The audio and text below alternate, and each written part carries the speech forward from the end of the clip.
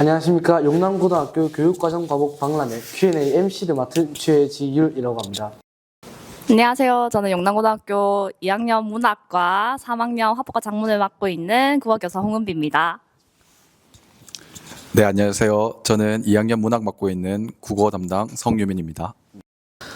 저희가 원래 앞서 국어 2학년 선택 과목에 대해서 소개를 좀 해야 되는데요.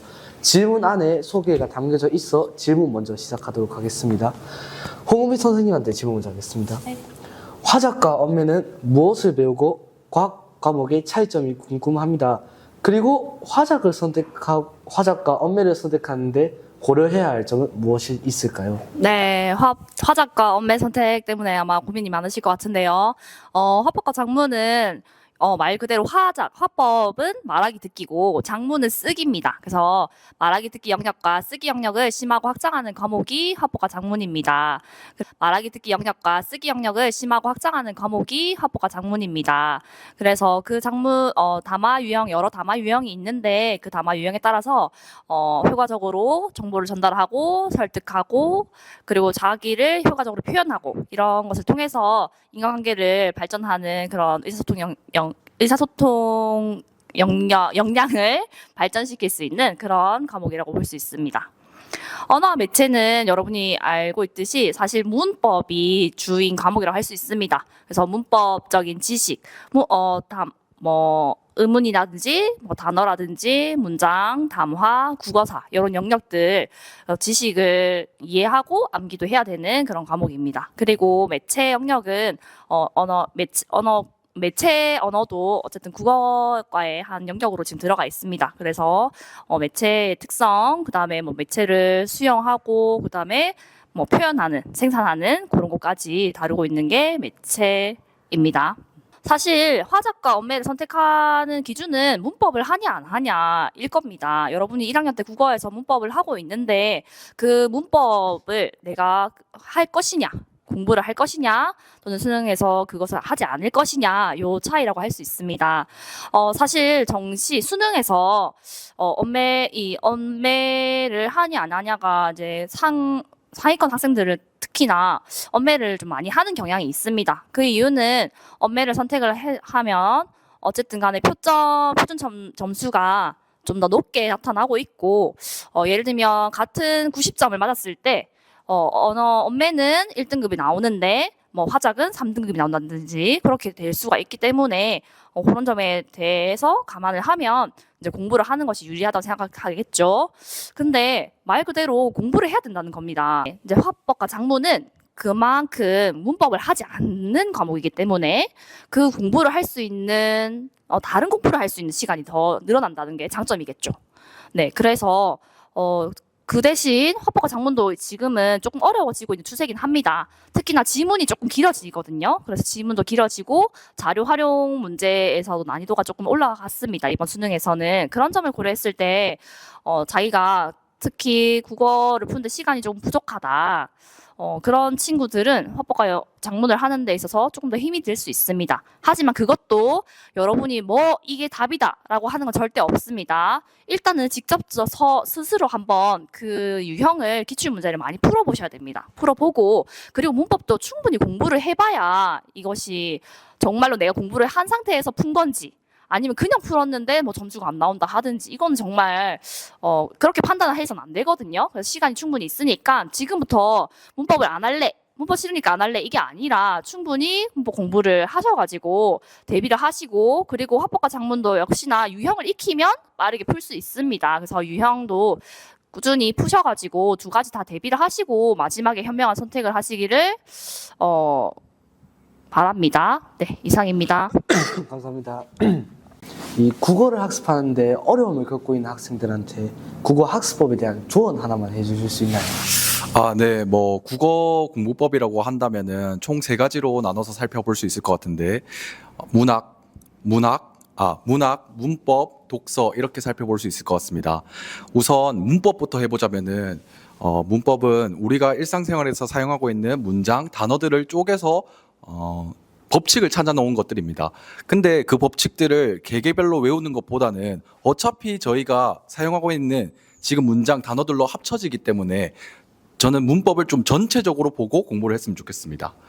그리고 이제 문학 같은 경우에는 문학이 만들어진 이유가 자신의 정서나 사상을 드러내기 위함인데 이제 그 글을 보고 이 사람이 뭘 느껴서 이걸 썼는지를 한번 잘 느껴봤으면 좋겠고, 그리고 이제 독서, 여러분들이 좀 많이 어려워하시는 독서인데, 독서는 이제 시간 안에 풀어야 된다는 강박 때문에 빨리 읽으려고 하는 여러분들이 그런 잘못된 공부법을 제가 많이 봤거든요.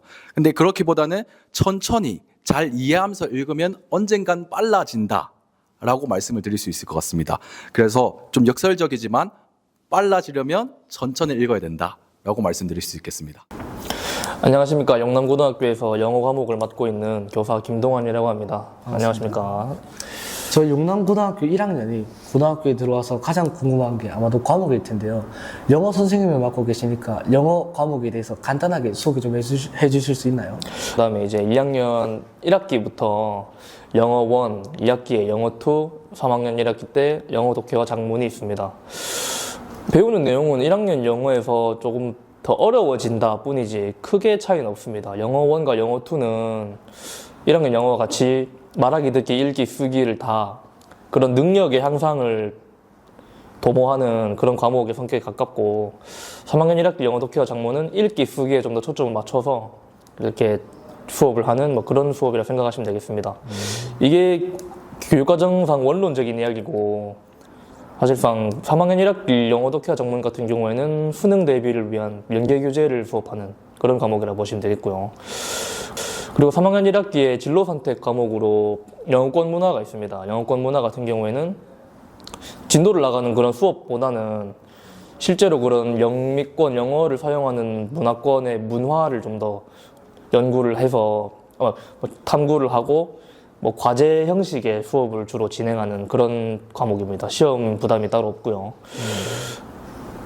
그런 영어권 문화는 보통 이제 해외에서 일을 하는 분들이나 영어를 전공하는 분들, 뭐 스튜어디스 같이 영어가 필요한 학생들이 들으면 좋을 만한 과목입니다. 감사합니다. 네. 그리고 저희 1학년이 이제 영어에 대해서 궁금한 점을 질문으로 조금 적어주었는데요. 몇 개만 간추려서 말해보도록 하겠습니다. 네. 중학교에서 학습한 영어 내신 공부 방법과 고등학교 내신 대비 공부 방법에 큰 차이가 있는 것 같아요. 어떻게 고등학교 내신을 준비하면 될까요? 좀 내용이 어두울 수도 있는데요. 중학교에서 공부를 할 때 보통 시험을 한 학기에 한 번 치죠. 그래서 그리고 범위도 사실 뭐 교과서 레슨 1, 레슨 2밖에 안 되니까 대부분의 학생들이 학원에서 지문을 달달 외워갑니다. 통암기를 하다 보면 고등학교에 와서 제일 큰 차이가 이제 뭐겠습니까? 중학교 때는 교과서 2장만 외워가면 됐는데 고등학교에서는 글을 한 30개씩 공부를 해야 되죠. 그럼 통암기가 절대 안 되죠. 다른 과목도 많은데. 그래서 절대로 암기 위주로 공부를 했으면 고등학교에서 사실 중학교에서 가져온 게 없다라고 보시면 됩니다. 그래서 이해를 기반으로 새롭게 공부를 시작하셔야 고등학교에서 살아남으실 수 있습니다. 이게 첫 번째고요. 요즘 친구들 채점을 하면서 느끼는 건 자기가 써놓은 글에서 문법성 판단이 안 된다는 겁니다. 이건 한국말로 똑같을 것 같은데 자기가 쓴 글이 맞는지 틀린지를 알 수 있어야 국어든 영어든 모든 서술형 시험에서 여러분들이 점수를 받을 수 있을 것 같습니다. 그래서 언어 능력을 키워라. 이게 첫 번째입니다. 이상입니다. 감사합니다. 다음 질문은요. 진로가 영어인데 영어권 문화와 영독작 모두 신청하면 어려울까요? 라는 질문입니다. 네, 아까 영어권 문화 관련해서 말씀드렸을 때 크게 시험 부담이 없는 과목이라 했습니다. 영어 독해와 작문 같은 경우에는 좀 부담이 있는 과목이긴 하지만 영어권 문화를 같이 듣는다고 해서 영어가 2배로 늘어나고 이러진 않습니다. 그래서 만약에 영어를 전공할 사람이면 2개를 같이 들어야 훨씬 더 좋지 않겠습니까? 만약에 간호학과를 가는 친구가 생명과학 1만 듣고 2를 안 듣는다면 어떻게 되겠습니까? 뭐 그 정도까지는 아니지만 그래도 영어를 듣는다면 영어 수업을 총 몇 개 들었는가를 대학에서 보기 때문에 들어주면 좋겠다는 바람입니다. 크게 부담 느끼실 필요는 없습니다. 감사합니다. 마지막 질문인데요. 모의고사나 수능에서 영어를 잘 받기 위해서는 영어 단어를 많이 배우는 것이 필수적인가요? 라는 질문입니다. 네. 아마 여러분들 모의고사 3월에 보고 필을 많이 보셨을 텐데, 이제 아는 단어를, 아는 글을 공부하는 거랑 모르는 글을 처음 봐서 읽어내는 건 확연히 다른 문제입니다. 그래서 모르는 글을 처음 봐가지고 이제 이해를 하기 위해서는 당연히 단어를 많이 외워야겠죠. 다다익선입니다. 다다익선. 그래서 많이 외우는 게 필수적이고, 여기에 더하여 언어 능력이 있어야 여러분들이 새로운 글이 있어도 당황하지 않고 읽어 나갈 수 있는 겁니다. 그래서 단어를 많이 외우는 것은 필수적이다라고 할 수 있고요. 이 밑에 질문이 몇 개 더 있었는데, 뭐, 1학년 때 단어장을 몇 권이나 떼어야 하나요? 자기의 수준에 맞는 단어장을 어떻게 골라야 하나요? 라고 있었습니다. 단어장 끝까지 보는 사람 거의 없습니다. 그래서 끝까지 보기만 하면 성공이다 라 말할 수 있고요. 수준에 맞는 단어장은 한 페이지를 폈을 때 한 절반보다 조금 더 안 되게 모르는 단어가 나오는, 아는 단어가 절반보다 조금 안 되는 그 정도의 단어장을 고르면 괜찮을 것 같습니다. 너무 어려운 거 하면은 기눌리니까. 네.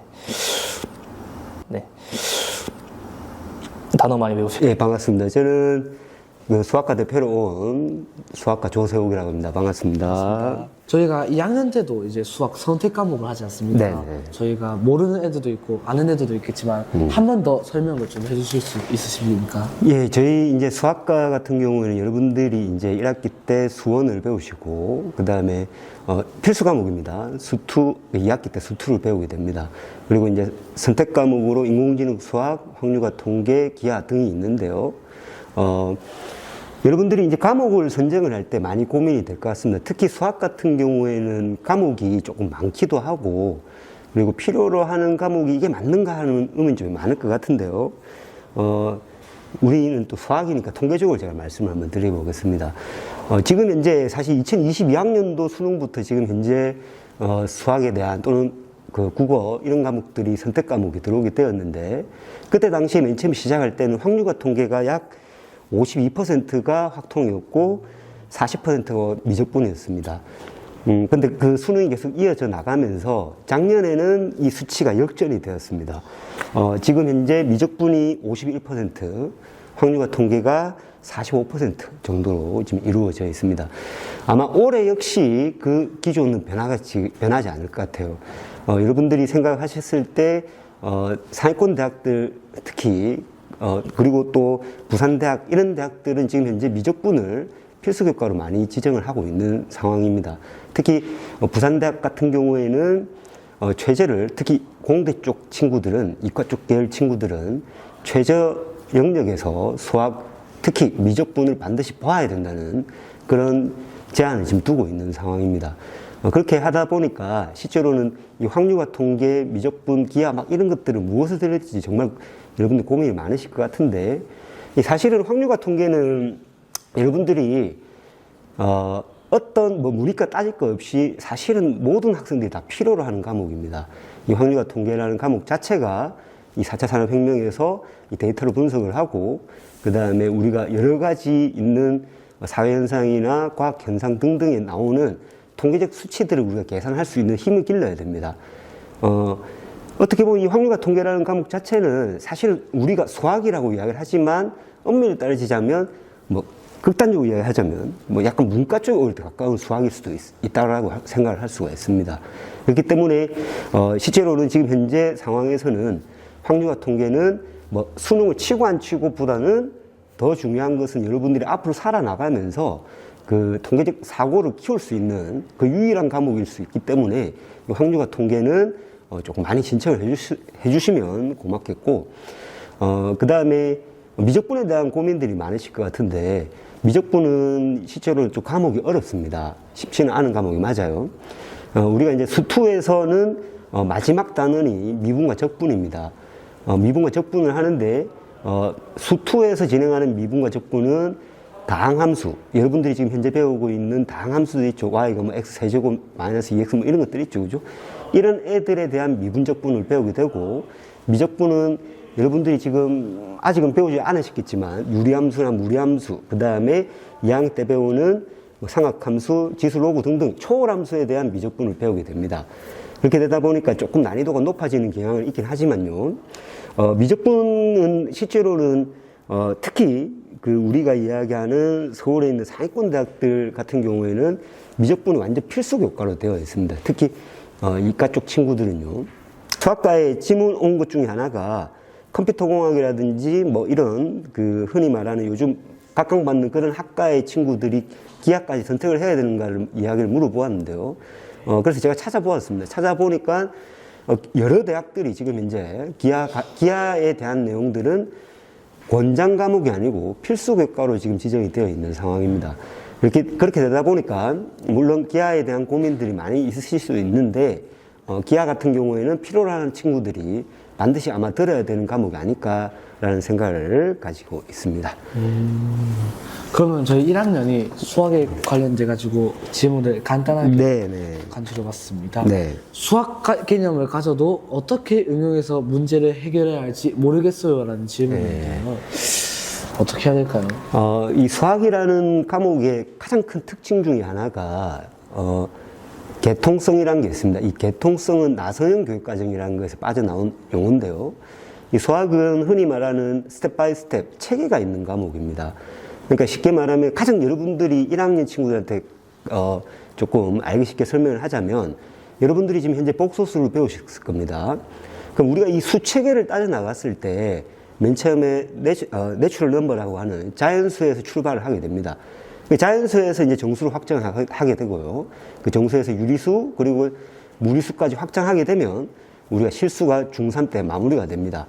그렇게 이제 확장을 해나가다가 여러분들 이제 고등학교 1학년 때 최종적으로 이제 복소수 개념을 배우시게 되는데요. 그러면 우리가 이야기하는 이 수체계가 전부 다 완성이 되는 것입니다.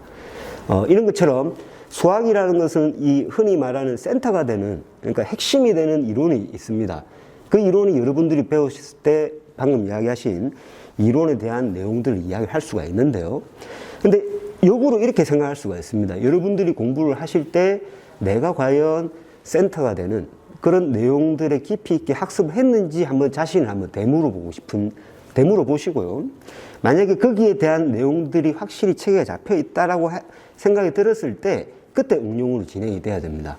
실제로 어저께 이제 저희 그 고3 친구들이 모의고사를 보게 되었는데 이 모의고사에 쳤을 때 나오는 문제들이 수원, 수투, 이게 우리 지금 수원, 수투 그 다음에 미적분 인근 수능을 보고 있는데 여러분들 1학년 때 배우시는 수학에 대한 내용들, 여러분들 아직 근과 계수의 관계를 배우시는지 모르겠지만 근과 계수의 관계를 활용해서 풀 수 있는 문제들이 이렇게 등장을 하게 됩니다.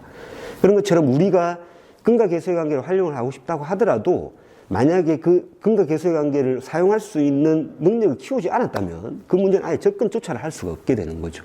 그렇기 때문에 응용을 여러분들이 더 잘 하시고 싶다면 방금 말씀드린 대로 우리가 핵심이 되는 이론들을 다시 한 번 더 점검을 하시고 천천히 우리가 넓혀 나가야 됩니다. 먼저 어려운 문제부터 절대 풀지 마세요. 중심이 되는 문제부터 이제 풀이를 여러분들 단단히 만들고 난 다음에 그 다음에 응용을 다시 한번 해보시는 게 좋을 것 같습니다. 다음 질문은 아마 1학년에 가장 궁금한 질문일 텐데요. 네네. 수학은 왜 배우는 거고 도대체 어떤 분야에서 쓰이는지 궁금합니다. 라는 질문입니다. 예, 이 질문은 그 누구든지 가질 수 있는 원론적 궁금증일 수도 있고 저 역시 여기에 대한 해답은 제가 어떻게 내리겠습니까? 근데 제가 가지고 있는 생각 중에 하나는 이런 겁니다. 우리 수학과의 학문적 성질 특성 중에 또 하나가 바로 이 논리성과 합리적 사고입니다. 우리가 얘기를 했을 때 국어를 배울 때도 사실은 어떻게 보면 읽고 쓰고 듣고 하면 되는 건데 왜 깊이 있게 학습을 하느냐 그런 생각이 들 수 있지 않습니까? 그리고 수학 역시 흔히 남들이 이야기하듯이 사칙연산만 하죠. 끝나는 거 아니냐 이렇게 이야기하실 수 있는데요. 근데 우리가 사실은 이 무형의 가치인 교육이라는 것 자체가 사실 생각을 해보면 내가 이렇게 학습을 할 때 나의 지식이 뭐 레벨 1, 레벨 2, 레벨 3 이렇게 채워나가는 걸 우리가 수치화되어 있으면 좋을 건데 그렇게 될 수가 없지 않습니까?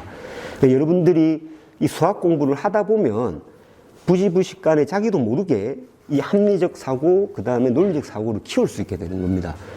여러분들이 단순히 이런 거예요. 뭐 데카르트가 얘기했던 3단 문법도 있지만 뭐 A에서 B면 C, 그럼 A면 C가 되지 않습니까? 여러분들이 판단하고 그 다음에 선택하는 그 기로에 있을 때 그때 여러분들이 사고를 일으키는 그 합리적이고 논리적 사고는 바로 사실은 수학에서 출발했다라고 생각을 하시면 될 것 같아요. 우리가 단순